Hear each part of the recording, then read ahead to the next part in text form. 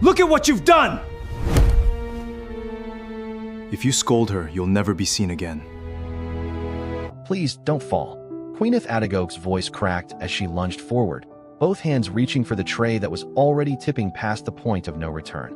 It slowed down just enough for her to watch it happen and not stop it. The porcelain cup left the tray, arced downward and landed across the front of a charcoal suit that cost more than 6 months of her salary. The boutique went silent. Not quiet, silent, the kind of silence that has a sound to it, a ringing. You've finally done it. Manager Park's voice tore through the stillness like something had been waiting inside him for months for permission to explode. He crossed the floor in 3 strides, his hand already rising, his face red with something that looked less like anger at a mistake and more like relief at finally having an excuse. Queeneth flinched and stepped back, bracing for a hand she'd learned, over the last year, to expect. It never landed. If you touch her, a voice said, low and even, cutting through the room without needing to be raised, you'll never be seen again. The customer, the man whose suit was ruined, whose morning had just been derailed by scalding tea, stepped between them and gently closed his fingers around Park's wrist, lowering it the way someone might lower a weapon they didn't actually want fired. He didn't look angry. That was the strange part. He looked almost bored by the manager's rage. He shrugged out of the jacket himself, folding it once over his forearm, tea still dripping faintly from the hem. Tea stains can be cleaned, he said, looking at the fabric rather than at either of them. Then he looked up, straight at Manager Park. Humiliating someone leaves a stain that doesn't. Nobody in the boutique recognized him. That was what made it worse and better at the same time. Worse, because Queeneth had no idea yet how far this was about to go. Better, because for one suspended moment, he was simply a stranger defending her, nothing more. Then, from somewhere near the perfume counter, a whisper traveled through the staff like static. That's Kang Ha-joon. Another voice, hushed, urgent. The Kang heritage heir. He owns this mall. Queeneth's knees went soft beneath her. She grabbed the edge of the counter to keep from folding entirely. She wasn't thinking about the tea anymore, or the suit, or even Manager Park's raised hand. She was thinking about the visa stamped in her passport, the 4 years she'd spent building a life in this country stitch by stitch, sale by sale, apology by apology, and how all of it might have just evaporated in the 2 seconds it took a cup to fall. Sir, she started, her English slipping half into Yoruba under the pressure, the way it always did when fear got ahead of her composure. I am so sorry. I did not mean. Please, I need this job. I have nowhere. Stop, Ha-joon said, not unkindly. You didn't do anything wrong. I ruined your. You didn't do anything wrong, he said again, quieter this time, like he was trying to make the words land somewhere past her panic. Then, without another glance at Manager Park, he turned and walked out of the boutique, still holding the ruined jacket, leaving behind a room full of people who suddenly weren't sure whose side they should have been on all along. Most people think their lives change because of big decisions. Sometimes they change because of one tiny mistake. Subscribe before we begin, because every detail in this story matters, and the ending will make you see the beginning differently. Queeneth didn't sleep that night. She lay on her narrow mattress in the shared apartment she split with 3 other women from Lagos and Enugu, staring at a water stain on the ceiling that had, over the months, come to resemble the shape of Nigeria if she squinted right, and she ran the tape over and over. The tray, the cup, the tea, his face. Billionaires didn't forget humiliation. Billionaires had lawyers whose entire job was remembering it for them. They will fire you tomorrow, her roommate Amaka said gently from the other bed, not because she believed it would help, but because saying the quiet fear out loud sometimes made it smaller. Or worse, they will say you assaulted a customer. I know, Queeneth whispered. Do you have savings? Small. Enough for a ticket home? Queeneth didn't answer. The silence answered for her. The next morning, when a black car pulled up outside the mall and 2 people in dark suits stepped out and asked for Manager Park by name, every employee on the floor assumed the same thing. Kang Ha-joon had complained, and someone was about to lose their job. They were right about the losing part. They were wrong about the who. By noon, whispered word moved through the staff room like wildfire. The investigators hadn't come about the tea at all. They'd come because Ha-joon, in his quiet, almost offhand way, had mentioned to head office that he'd witnessed something that seemed worth looking into at that particular boutique. What they found wasn't one incident. It was a pattern, months of Park docking wages over minor mistakes, humiliating staff in front of customers, threatening termination as a management style rather than a last resort. By the end of the week, Park was quietly transferred to a warehouse position 2 hours outside the city, and nobody ever spoke his name in that boutique again. Queeneth wasn't promoted. She wasn't given a bonus, an apology, or even an acknowledgement. She was simply allowed to keep coming to work every morning and clock in like nothing extraordinary had happened. For her, that was everything. She went home that night and cried into Amaka's shoulder, not from sadness, but from the specific, disorienting relief of a catastrophe that hadn't come. She assumed that was the end of it. Kang Ha-joon had appeared in her life for 4 minutes, corrected a wrong, and disappeared back into a world she would never touch again. Billionaires didn't return to boutiques. Billionaires didn't remember shop girls. She was wrong. 3 weeks later, he walked back through the door. He wasn't wearing a suit. No tie, no assistant trailing 2 steps behind him, no security earpiece, nothing that announced Kang Heritage Group. Just a plain navy sweater and the unbothered posture of a man who had, for one afternoon, decided to be nobody. Queeneth didn't recognize him at first, not really. He asked her opinion on a scarf, and she gave it honestly, the way she gave every customer her honest opinion because false flattery always came back to bite her eventually. He laughed at something she said about the color clashing with his complexion. He didn't buy the scarf. He didn't buy anything. He just stayed and talked about nothing important, about the weather, about how strange it was that Seoul smelled like rain even on days it hadn't rained, for almost an hour. It was only after he left, smiling, that a co-worker sidled up to her, eyes wide. "Do you realize," the co-worker said slowly, "you've been chatting with Kang Ha-joon for almost an hour?" Queeneth felt the floor tilt slightly under her feet for the second time in a month. That was, yes. He didn't. He never does. Not with anyone. That night, lying awake again, Queeneth made herself a promise, the kind of promise immigrants make in the dark when they understand precisely how thin the ice is beneath everything they've built. She would never let herself get close to him, not because she disliked him. That was the frightening part. She didn't dislike him at all, but because she understood, with the clarity of someone who has already lost one country, that people from his world did not end up with people from hers. Not in stories, not in life. His world had a gravity that pulled everything toward it and crushed anything that got too close without asking permission first. He came back anyway, the following week and the week after that, and soon it wasn't even a question of whether he'd come, only when. He never announced himself as anything other than a customer with nowhere better to be. She told herself, each time, that this would be the last conversation she allowed herself to enjoy. Each time, she broke that promise within minutes of him walking through the door. "Can I ask you something?" he said one afternoon, turning a leather wallet over in his hands without really looking at it. "You can ask. I might not answer." "Fair." He smiled, that small, private smile she was starting to recognize as different from the polite one he gave everyone else. "Why did you come to Korea?" She hesitated. Customers didn't usually ask questions with real weight behind them. "Because staying in Lagos meant staying still," she said finally. "And I did not want to stay still." "And here? Are you still moving?" "Every day," she said.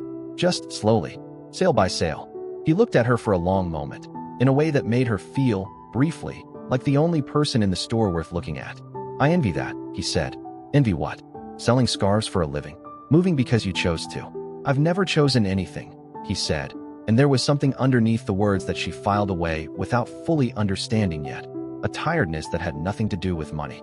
What Queeneth didn't know, what the audience would only learn later, in pieces, was that Ha-joon's visits to the boutique had become the only hours in his week that belonged to no one else. At Kang Heritage Group, every hour of his calendar was already spoken for. Board meetings his father chaired without needing to raise his voice, merger discussions with Seo Rin's family conglomerate that everyone above him treated as a foregone conclusion. Dinners where his marriage to Seo Rin was discussed in the same tone as quarterly earnings, as if it were simply the next line item on a well-managed agenda. "You've been distracted lately," his father, Chairman Kang Song-il, said to him one evening over a dinner neither of them had asked to share. "Where do you disappear to?" "Nowhere important," Ha-joon said. "Everything you do is important. That's the burden of the name, Ha-joon. You don't get nowhere important." Seo Rin, seated across from him, said nothing, but her eyes lingered on him a beat too long. The way people look at something they suspect is quietly slipping out of their hands. Ha-joon didn't correct his father. He also didn't stop going to the boutique. That was his flaw, if it could be called one. Not cruelty, not carelessness, but a very specific kind of cowardice dressed up as calm. He was a man who had spent his whole life avoiding confrontation by simply removing himself from rooms where it might happen. And now he was doing the same thing with Queeneth, visiting her like a man visiting an escape hatch, without ever being honest with either her or his father about what those visits actually meant. It caught up with both of them on an ordinary Tuesday. A customer, bored, scrolling, looking for something to post, snapped a photo of Ha-joon laughing at something Queeneth had said, her hand half raised to cover her own laugh, his head tipped back in a way photographs of him never usually caught. Within hours it was everywhere. Billionaire heir secretly dating Nigerian boutique employee, the headline read, and under it, comment sections filled with a cruelty that had clearly been waiting for an excuse. Customers who had once complimented Queeneth's service began requesting other staff. Co-workers who used to eat lunch with her suddenly had somewhere else to be. Amaka found the worst of the comments first and made the mistake of reading them aloud before she could stop herself. "They're saying you trapped him," Amaka said quietly, phone trembling slightly in her hand. "They're saying you're after his money. They're saying..." "Don't," Queeneth said. "Please, don't read more." At Kang Heritage Group, the photo did not stay contained to gossip blogs for long. Chairman Kang summoned his son to the office at 7 in the morning, a photo printed, on paper, the old-fashioned gesture of someone who wanted the moment to feel heavier than a phone screen could make it, and set squarely on the desk between them. "Explain this." "There's nothing to explain. She's a friend." "A friend?" his father repeated, letting the word sit in the air like something distasteful. "Do you understand what is happening this quarter? The merger with Seo-rin's family isn't a rumor anymore. It's on the table, and it depends on this family being seen as exactly what it has always been seen as. Stable, predictable, serious." He tapped the photograph once. "This is not serious, Ha-joon. This is a headline that makes investors nervous. So my life is a line item now. Your life has always been a line item. You simply haven't had to notice before." His father raged. Ha-joon said nothing. He wanted to argue, and hated himself slightly for how easily the words stayed lodged in his throat instead of coming out. He didn't tell Queeneth about that conversation. He told himself it was to protect her from more stress. In truth, it was easier not to. Instead, he stayed away from the boutique, not out of surrender, he told himself, but strategy, a temporary retreat to let the noise die down. Queeneth, for her part, asked him directly not to return, in a conversation that cost her more than she let her face show. "Please don't come back," she said, arms crossed, refusing to look at him directly, because looking at him directly might have shown him how much the request cost her. "Is that what you want?" "It doesn't matter what I want. It matters what I can survive. Every time you walk into this store, something in my life gets harder. My coworkers look at me differently. Customers whisper. I worked too hard to get here to lose it over a friendship that was never going to be allowed to be anything more anyway." Allowed by who? By everyone, Ha-joon. By the world we both live in, even if you've never had to notice the walls of yours. That last line landed harder than she intended. He absorbed it in silence and left without arguing, which she read as respect for her wishes, and which was, in truth, exactly the kind of quiet retreat that had defined every difficult moment of his life. That night, alone in his apartment, Ha-joon poured himself a glass from expensive wine he didn't finish and sat with her words longer than he wanted to.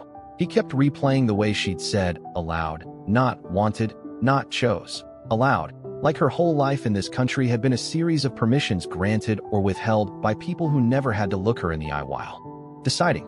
He picked up his phone twice to call her. Twice he set it back down.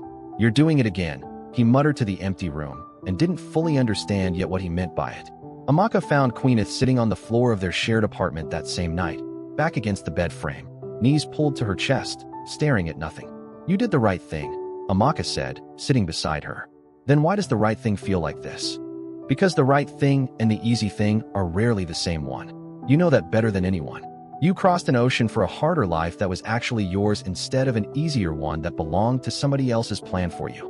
I didn't cross an ocean to fall in love with a man who disappears the second his father frowns." "Did you fall in love with him?" Queeneth didn't answer right away. The silence answered for her, the same way it had the night she'd worried about deportation. "It doesn't matter," she finally said. "Loving someone and being allowed to keep him are two different things. I learned that lesson before I ever left Lagos."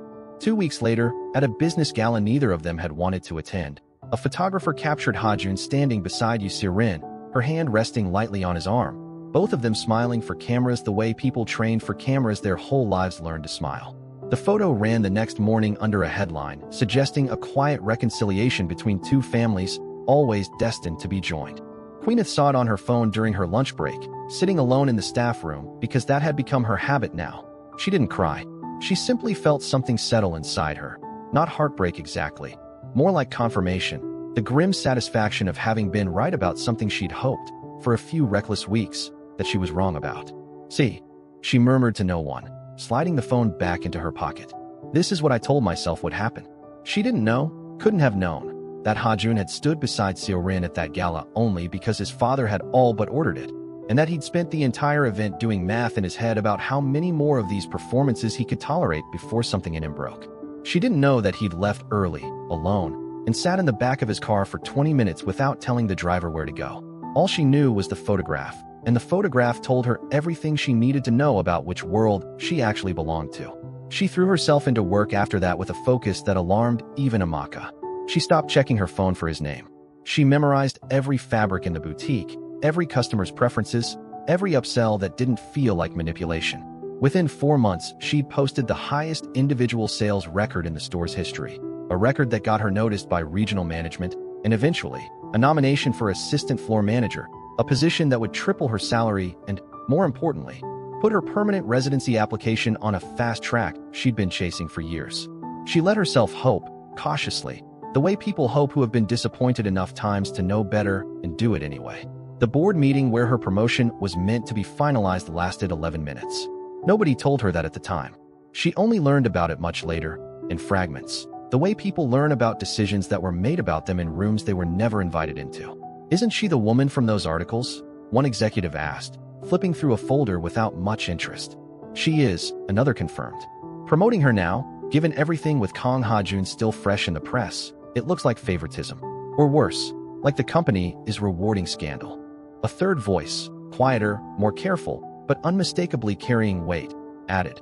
The chairman mentioned he'd prefer the company keep a low profile on anything connected to his son for the next 2 quarters, given the merger timeline. I don't think this is the moment. Nobody used the word veto. Nobody needed to. The recommendation moved down the list, then off it entirely, replaced by a name nobody in the boutique had ever heard mentioned as a candidate before that week. Queeneth received one sentence by email. "We have decided to move in another direction."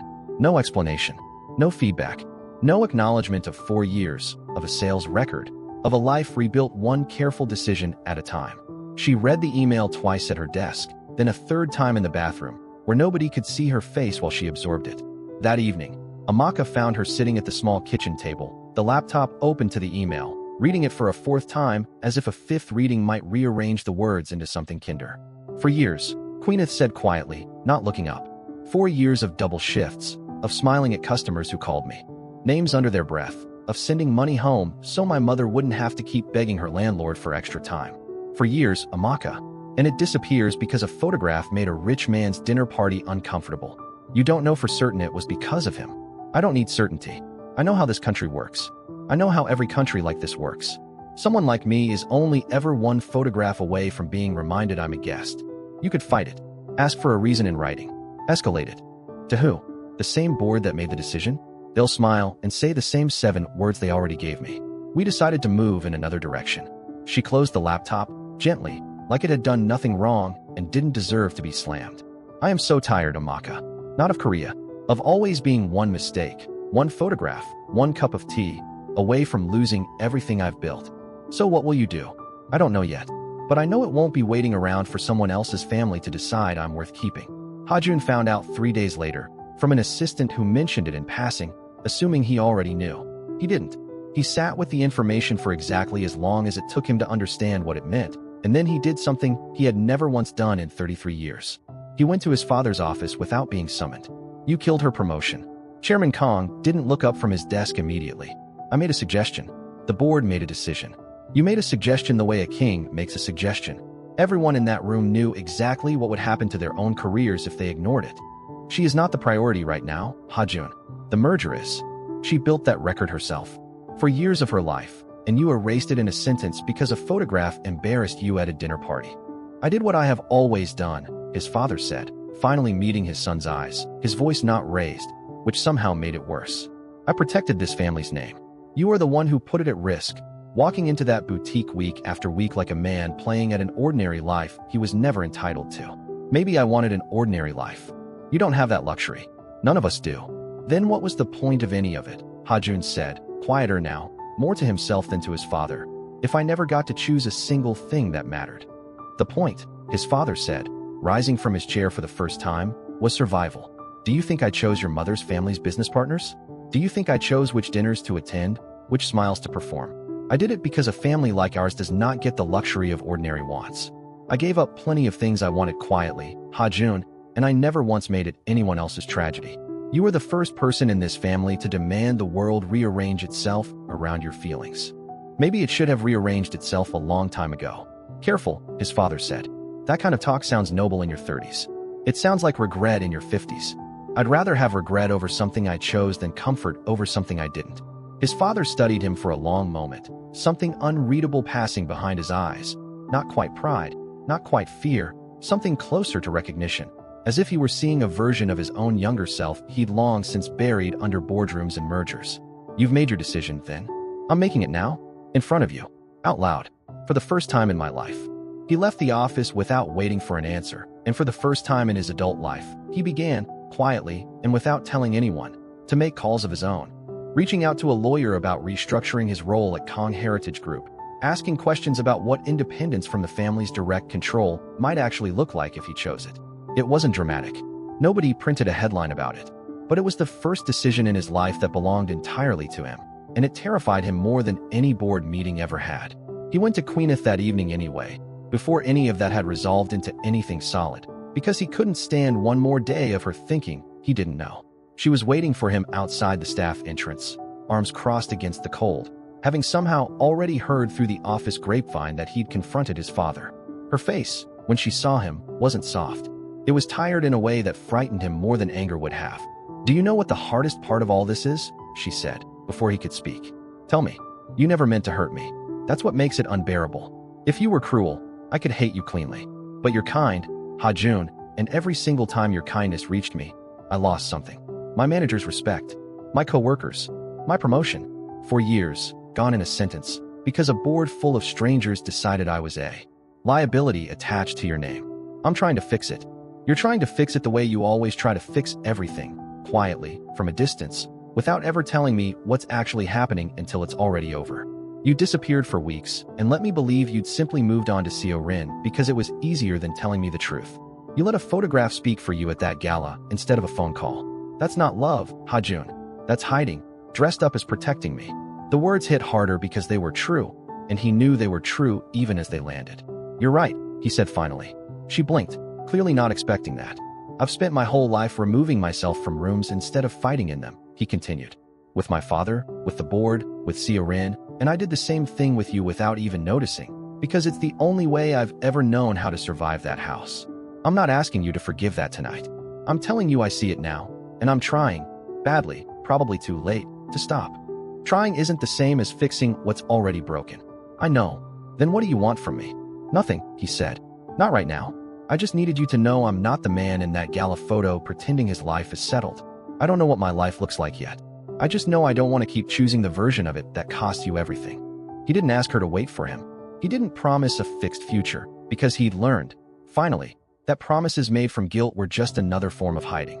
He walked away that night not because he'd stopped loving her, but because, for the first time, he understood that she deserved a version of him that had actually done the work of changing, not just apologized for not having done it yet. Months passed in a silence that felt, to both of them, less like an ending and more like a held breath.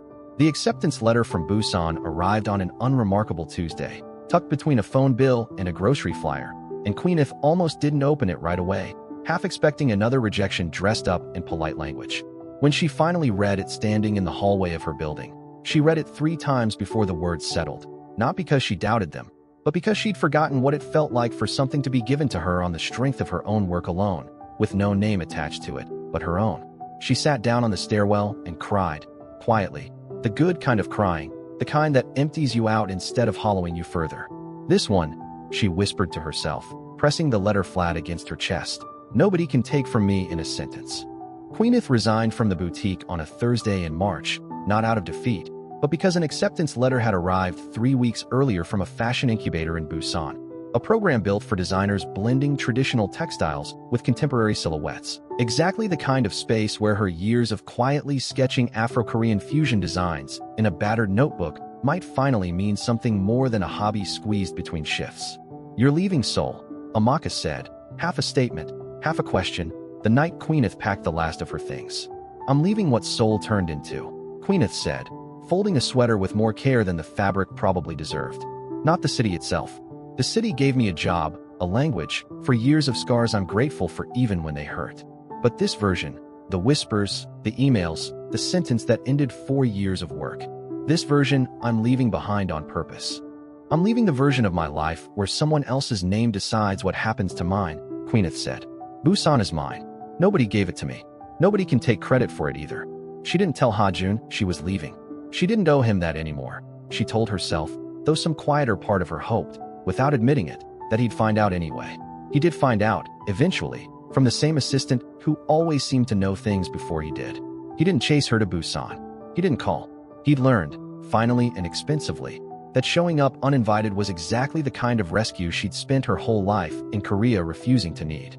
Instead, he did something slower. He quietly stepped back from the day-to-day operations of Kang Heritage Group's retail division, ceding the board seat everyone assumed he'd eventually inherit outright, and began building something smaller and entirely his own. A boutique consultancy focused, of all things, on fair labor practices and luxury retail, the kind of unglamorous work that never made headlines and that his father considered, loudly and often, a waste of the family name. "You're throwing away everything I built," his father told him. "No," Ha-joon said. "I'm finally building something myself." Seo-rin, for her part, moved on with a grace that surprised him, not out of heartbreak, it turned out, but relief. "I never wanted a husband who was performing a role, Ha-joon," she told him over their last dinner, as anything resembling a couple, real or assumed. "I want someone who chooses me because he means it. That was never you, and honestly, it was never really me choosing you either. Our parents chose us for each other a long time ago. I'm glad one of us finally said so out loud." A year passed. Queeneth's debut collection opened in a converted warehouse gallery in Busan on a cold evening in early spring. Korean tailoring lines fused with Nigerian ankara patterns and hand-dyed attire cloth. A collection she'd named, simply, Crossing. The show ran 22 minutes. The audience gave a standing ovation that lasted nearly as long as the show itself. She hadn't invited him. She'd assumed, without much thought, that he wouldn't come even if she had. After the applause faded and the crowd began drifting toward the champagne table, she noticed a figure standing quietly near the back wall, away from the cameras, wearing a charcoal suit cut in the exact style of the one that had been ruined by a cup of tea 2 years earlier. Her breath caught. He approached slowly, almost hesitantly, as if unsure whether he'd be allowed to. "You came," she said, unable to keep the surprise out of her voice. "I bought a ticket like everyone else," he said. "I didn't want to arrive as anything other than a customer." She laughed despite herself, a real laugh, the kind she hadn't let herself have around him in a long time. He reached into his jacket and produced a small, neatly folded handkerchief, setting it gently on the table beside her. When she unfolded it, she saw the faint outline of a tea stain, still there, stubbornly refusing to fade after 2 years. "You never washed it out completely," she said. "I never wanted to," he said. "That stain reminded me of the day someone taught me that kindness costs less than pride. I've spent the last year trying to actually live like I believe that, instead of just saying it and hiding the moment it got difficult. And the company? Your father, smaller than it used to be, angrier than it used to be, some days. But mine, finally, in the parts that matter." He paused. "I spent a year learning how to love you without trying to solve your life for you. And I spent a year learning that accepting help doesn't mean losing myself," she said. "I used to think love from someone like you would always cost me something. I don't think that anymore. Not because you changed for me, because you actually changed." "Your father," she said. "Does he know you're here tonight?" "He knows." He didn't approve. He said something about how a Kang doesn't fly to Busan to chase after a shop girl who resigned rather than accept his help. Queeneth's jaw tightened. "And what did you say to that?" "I told him you never once accepted my help. Not when I offered you compensation, not when I offered you my name to shield you from the gossip, not when I offered to speak to the board myself before that vote. You built every single thing you have with your own hands, and the only thing I ever actually gave you was a headache." He paused. "I told him that was the first time I'd ever been proud to be second to someone's own effort instead of first because of my name." "And what did he say to that?" "Nothing, for a long time. Then he said I sounded like my mother." Ha-joon almost smiled. He hasn't said that about anyone in 15 years. I think, in his own impossible way, that was an apology. "Is there room," he asked carefully, "for someone who's still learning?" She looked at him for a long moment. Not the frightened girl who'd once thought a spilled cup of tea would end her life in Korea, and not the woman who'd walked away from a gala photograph convinced she already knew how this story ended. Someone new. Someone who had built something entirely her own and no longer needed to ask permission to want him to. She reached for his hand first. They shared a warm embrace with her looking into his eyes, completely sure for the first time she's in a safe place, where she was wanted and assured her future is secured. No cameras flashed. No board members watched from the shadows. No headlines waited to twist the moment into something smaller than it was. Just two people, finally standing in the same room as equals, neither one hiding from the other anymore. One who had learned, at great cost, that love was not something you protected someone from by disappearing, and one who had learned that letting someone stay didn't mean surrendering the life she'd crossed an ocean to build. Outside, the Busan night had gone quiet and cold, and somewhere back in Seoul, a boutique still stood exactly where it always had.